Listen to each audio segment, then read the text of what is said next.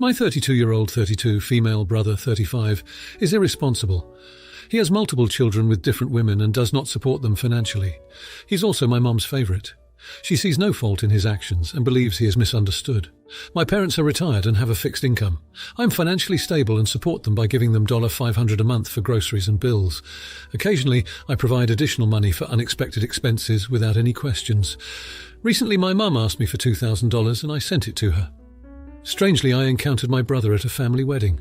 I had been informed that he could not afford to attend since it was a destination wedding. This surprised me. As a funny story, my brother actually missed the wedding because he got involved with someone he met during an excursion and went to their resort instead. This upset our cousin, and my aunt had to make special arrangements for him to join the trip since he received the money at the last minute. She believed my mum shouldn't have given him the money if he had no intention of showing up. However, she stopped complaining when she saw my reaction. I enjoyed the wedding and had a great time. Upon returning home, I visited my parents and asked my mum why she needed the $2,000. She lied and said it was for the house, but couldn't provide any specific details. I informed her about what my aunt had said and told both my parents that I wanted receipts for any money I gave them in the future. I'm more than willing to help them, but I refused to work hard only for my money to be given to my irresponsible brother. My mum started crying, and my dad told me they weren't children and did not have to answer to me. I agreed and left. For 2 months I did not speak to my parents. Yesterday my aunt called me and said that my parents were considering going to the food bank because they had no money. I mentioned that I had given them $2,000 a few months ago, which was more than enough for my family of three's food expenses during that time. My aunt then revealed that they had indeed given my money to my brother. I suggested that he should repay them. She called me a witch. Am I the jerk, Ater? Now for a few comments before the update. Comment 1. Honestly, what a painful situation. It's emotional extremist actions almost. Why, if your aunt getting in the middle of this when she can give them money? No, they're not children, but if they're going to be the recipient of goodwill money, they definitely owe you some accountability. And they're going to a good bank, but giving $2K in gifted funds to your bro for a vacation? If you feel these heartstrings pulling you to feel guilt-ridden, buy them groceries. But that still may not help because then it'll free up some of their money to give to bro. Have you ever thought to confront your bro about the fact that his loserdom is causing his parents to be at a good bank? Would he even care? Not the idiot. And I'm sorry you're experiencing this. Comment 2, not the idiot. Money is fungible. Even if the money you give them isn't directly spent on your brother, it still subsidizes him. Every $100 of groceries you give them or they buy with your money just frees up $100 of their money to spend on your brother. They don't even feel guilty about this, as in their eyes, you're the bad daughter for not supporting family, and it sounds like nothing you do will ever be enough. If anything, your involvement helps them ignore your brother's failings as you pay for the consequences. Maybe a couple years of no support contact from you might force them to reconsider how they've treated you both. Comment 3. OP, you're not the idiot your parents are. They've created this monster and now you're supporting him. They're using you as a cash cow. Yes, it's true they don't answer to you, but if you're footing the bill, then they damn well better tell you where the money is going. And your aunt calling you a bee is funny. If she cares so much about your parents, she should be footing the bill. Which I highly doubt. BC people are always one to talk, but never to sign the check. Stand your ground and let them suffer a little so they understand. They won't die over eating some food from the food bank for once. Now for the update. So, after a year of silence and some much-needed therapy, I decided it was time to have a sit-down with my parents. After seeing them struggle, I decided to help out again, but on my terms. I had a lawyer friend draft up a financial agreement where I'd help them with their bills, but only directly to the companies they owed money to, bypassing the risk of my brother getting any of it. After lots of tears, sighs and silence, they agreed. It wasn't an ideal situation for anyone, but it seemed to be the best solution we had. As of now, I've been able to directly pay their bills for about 5 months, and while things have been far from perfect, they've been better. And now for my brother. After many attempts to reach out, I finally got through to him. We had a long, heartfelt talk where he confessed his guilt and acknowledged his mistakes. He seemed sincere and genuinely remorseful, and while I was skeptical, I decided to give him the benefit of the doubt. He's now in a rehab program to deal with his substance abuse issues and has started working part-time at a local store, paying bits off his debts and contributing to his children's needs. He's also attending parenting classes, and we're all hoping it's the start of a real change for him. It's early days, but I'm cautiously optimistic. As for me, I've been working on forgiving my parents and keeping my expectations realistic. I've also started volunteering at the food bank my parents had considered going to, as a way to give back and help others who may be in a similar situation. It's been a long road, and it's far from over, but I'm hopeful we can keep moving in a positive direction. I'm also learning that sometimes tough love is the most loving thing you can do, even if it's painful and complicated. Thanks for listening, Reddit. Now for the comments. Comment 1. Not the idiot. I applaud your effort to reach out and help your parents financially, despite the past issues that you've had with them. It's evident that you've set up boundaries and safeguards to protect your interests, which is very wise. The fact that you're bypassing your brother in the financial chain shows that you're not ready to fully trust him yet, which is completely understandable considering the history. Also, you're taking steps towards forgiveness, and that's commendable. Not everyone can be big enough to do that. Volunteering at a food bank also shows your compassion towards others in similar situations, which is a very noble gesture. It seems like you're on a path of healing, growth and understanding, which is quite inspiring. Keep going. Comment 2. Not the idiot, but be mindful of the fact that while your brother's remorse and steps towards recovery are positive signs, true change takes time and consistent effort. It's great that you're cautiously optimistic, but remember to protect your own emotional and mental well-being first. Healing is not a linear process, and there will likely be bumps in the road. Be patient with your own progress and emotions, and don't feel pressured to forgive or forget before you're ready. Comment 3. Not the idiot, and your solution to help your parents out financially is smart and empathetic. However, involving money in family relationships can be tricky, and it's important to ensure that this arrangement doesn't become a source of resentment or tension in the future. It's great that you've drawn up a legal agreement, but also maintain open communication about expectations and boundaries. On another note, I admire your resilience and your commitment to helping others through your volunteer work. It's a testament to your strength and character. Keep focusing on your own healing and growth, and remember that it's okay to prioritize your own needs and well-being. Now, for the next story. 2 years ago, my husband and I were doing some renovations to our house. I didn't want my wedding dress to get damaged or lost in the process, which, considering we did lose a few things during the renovation, I was right to be concerned. My friend offered to keep it in her closet until the renovations were done. After we finished the renovations, I asked my friend for the dress back. She kept saying she'd get back to me. I kept asking and she'd make up excuses. I found it weird. Now my sister is getting married and she wanted to wear the dress. This was our mother's dress, and we always agreed we'd each wear it. I told my friend I need it back. She claimed she couldn't find it. I was perplexed because how does it just get up and walk away? She apologized and offered to pay me the cost of the dress, which I turned down because it wasn't about money. The dress was sentimental, and I felt terrible my sister couldn't wear it. My friend and her husband went away. I was there to water their plants and feed their dogs. I decided to go look myself. The closet was very cluttered. I eventually found the dress. I can totally believe that she missed where it was, and she wasn't being malicious in the slightest. The box was tucked behind a few larger ones containing seasonal clothes. I texted her saying, "I found the dress." Instead of being happy for me, she asked why I rummaged through her closet. I said I just wanted to double-check. She told me I had no right to go through her things. I said that because of her clutter, my sister almost didn't get to wear a dress she always dreamed of. My friend told me that I could have asked her to look again, but I pointed out it took 2 years for her to even look in the first place. Am I the idiot? Now for a few comments before the update. Comment 1. I can totally believe that she missed where it was, and she wasn't being malicious in the slightest. The box was tucked behind a few larger ones containing seasonal clothes. I texted her saying, "I found the dress." Instead of being happy for me, she asked why I rummaged through her closet.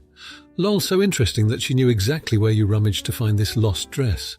OP, I mean this in the nicest way, but you're being naive. She was trying to keep your dress. Simple as that. If all you had to do was go through that closet in her house, it wasn't lost or misplaced. It was exactly where she put it, and she knew that. Not the idiot, but this person isn't your friend. Which, considering we did lose a few things during the renovation, I was right to be concerned. Was your friend over during the renovations? You might need a second chance to rummage at her home before the return. Comment 2. Not the idiot. If I was in your friend's situation and I genuinely couldn't find the dress, then I would frankly have invited you to look around for it while you were in the house doing me a favour. But I also am the type of person who would just assume that someone I trust enough to water my plants and feed my dog is also someone I trust in my space. Snooping is a fairly natural instinct, and you had a specific reason for it. Even if she's legit about not liking that you went through her stuff, she went on the defensive immediately instead of being relieved that you managed to find the dress. That just seems suspicious to me. I would say meeting up with your friend to explain and hear what she has to say might be worthwhile, but I wouldn't be surprised if this is the end of the friendship either. Comment 3. Not the idiot to people saying you shouldn't have snooped. She accepted to watching something that means a lot to you, and obviously did not try to find it in the slightest when you kept asking her. Even offered to pay instead of actually looking. That sounds suspicious AF. You did nothing wrong, OP. She had your property and refused to give it back. That is way worse than you looking through her things for it. She is TA. Now for the update. Brace yourselves, folks, because what seemed like a simple case of misplaced wedding dress escalated into a full-blown matrimonial melodrama. Last weekend, my sister was finally able to wear the dress for her wedding. Glowing reviews all round, by the way. Midway through the reception, however, an uninvited guest turned up. The friend who had lost my dress. Apparently, she'd seen the photos on social media, recognised the dress, and decided to crash the party. She stormed in, irate and red-faced, and started making a scene, accusing me in front of everyone of having stolen my own dress back. I wish I was making this up. She demanded compensation for the dress, claiming she'd purchased it from a vintage shop, and that I'd taken it without her permission. The absolute audacity. My husband and I were flabbergasted, but before I could even speak, my sister's new husband stepped in. He calmly asked her if she had any proof of purchase or evidence that the dress was hers. She stuttered, unable to provide any. Just as we thought things couldn't get any crazier, my brother-in-law's grandmother piped up from her wheelchair at the back of the room. Turns out she used to be a seamstress, and she'd been the one who had sewn the dress for my mother back in the day. She even knew the specific type of lace and beadwork used on the dress, details only the maker would know. Granny saved the day. This revelation made our friend backtrack and exit hurriedly, leaving a stunned room in her wake. Since then, we've had no contact with her. But in a complete plot twist, we discovered that she's a local reseller of vintage clothing and had attempted to sell my dress online. I have reported her to the local authorities and am now considering pressing charges for the attempted theft and sale of my property. Suffice to say, we're no longer friends. I never thought my wedding dress would cause this much drama, but here we are. I guess sometimes life just throws you a curveball. Now for the comments. Comment 1. Not the idiot. The protagonist had every right to report the friend to the authorities. It's clear that the friend tried to exploit the situation for her own gain, without considering the emotional impact this would have on the protagonist and her family. The grandmother's reveal only solidified the fact that the dress held sentimental value. The friend's actions were not only deceitful, but also disrespectful. She took advantage of the trust placed in her by attempting to sell a dress that wasn't hers to begin with, and then had the audacity to show up at the wedding and cause a scene. The protagonist's decision to press charges is entirely justified based on the friend's actions. Comment 2. Not the idiot. The friend's behaviour was out of line, not just because she tried to sell something that wasn't hers, but also because she accused the protagonist of theft. Accusations like these can cause serious harm to someone's reputation, and the friend was clearly in the wrong for making such a baseless claim. Moreover, she showed a complete lack of respect for the protagonist's family traditions by trying to sell a dress that was hand-sewn by the groom's grandmother. It is clear that the friend was more interested in profiting off the dress than preserving a cherished family heirloom. Comment 3. Not the idiot. The friend crossed multiple boundaries here. From losing the dress, to showing up uninvited to the wedding, to falsely accusing the protagonist of theft, her actions were clearly irresponsible and disrespectful. It's a tough situation. But the protagonist was left with no other option but to report her friend to the authorities. She was only protecting her family's heritage and their rights. The protagonist is definitely not at fault here. Her friend's actions have shown that she cannot be trusted, and it's sad but necessary that their friendship had to end this way. Now, for the next story. I married my husband last weekend after about a year of planning. The ceremony went off perfectly, even with kids in the church. The formal photos weren't delayed, no one got drunk and wrecked anything. No one insisted on bringing their emotional support goat. The only hitch was that my in-laws invited about 10 extra people without telling us. Not relatives or anything. Just friends of theirs we did not invite since we don't know them. I did not notice them at the ceremony, and it wasn't until the reception that there were issues. There was no seating for them. Our best man and groomsman found a folding table and chairs for them to sit at. There was food. We went with a buffet, but since we sent the tables to eat by number and they didn't have a number, they were sent last after everything had been picked over. My in-laws were embarrassed that their friends were being treated that way. I very politely asked them what they expected when they invited people without telling the people planning and paying for the wedding. They said we needed to go apologize for their treatment. I said I would, but I would also explain that they had not actually been invited. If they wanted their guests told anything else, then they had to go explain. They are upset with me. My husband has my back 100%. I think I could have been more gracious, but I also think it should not have fallen on us to deal with it. Now for a few comments before the update. Comment 1. If anything, I would apologise to the friends for their not having a table to sit at initially and having to go last to the buffet. But that is because neither you or spouse were aware that they had been invited by in-laws and you hadn't anticipated any additional guests. This way, you get to control the narrative instead of ILs throwing you under the bus and making you look bad instead of admitting their faux pas. They probably sent gifts/cards, so you apologizing for in-laws' bad behavior makes in-laws guilty of humiliating both their uninvited guests and the happy couple. Comment 2. Not the idiot. I don't see how you could have been more gracious. Letting them know that you had no idea they were coming would have explained why they were at a hastily placed table and last to the buffet.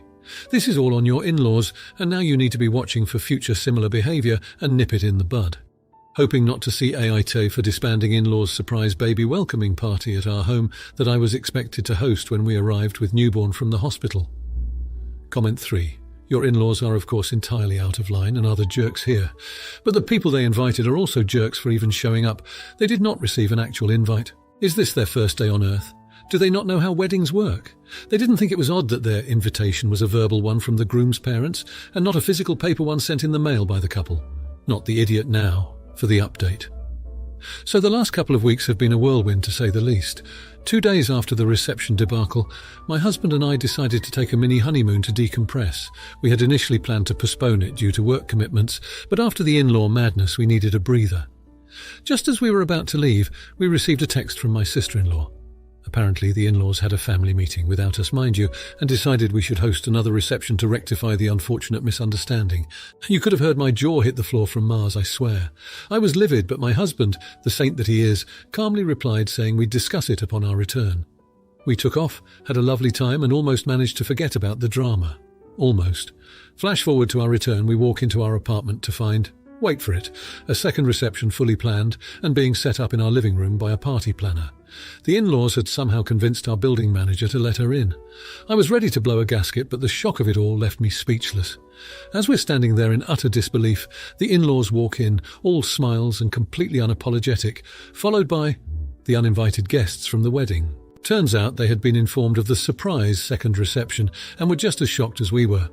My husband finally snapped. He confronted his parents about their total disrespect for our boundaries and decision-making. The verbal showdown was legendary. Even the party planner stopped working to watch. The in-laws, taken aback by my husband's sudden assertiveness, finally backed down and called off the second reception.